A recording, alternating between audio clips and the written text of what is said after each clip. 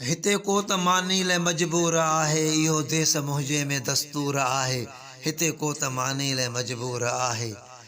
किथे ताम ताज़ा भुॻा भत बिरयानी, किथे को गभेल जलाए जवानी। परेशान कंहिंजी पसिम हिते पेशानी, चलण खां त को हिते सफ़ा चूर आहे। इहो देश मुंहिंजे में दस्तूर आहे। हिते को त मानी ले मजबूर आहे। आई रोड ते का नज़र मुँह के नारी, कयो पेट ख़ातिर पे पोरियो प्यारी।